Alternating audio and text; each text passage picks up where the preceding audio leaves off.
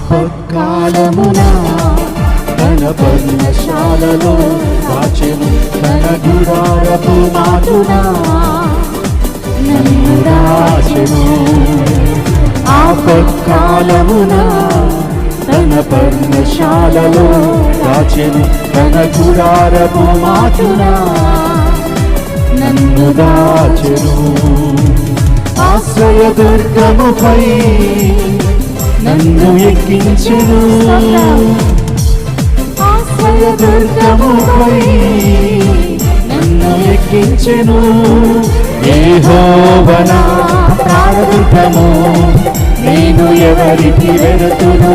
నా చేయి విడువని దేవుడుండగా నేను భయపడను. యెహోవా నా ప్రాణదుర్గము, నేను ఎవరికి వెళుతును?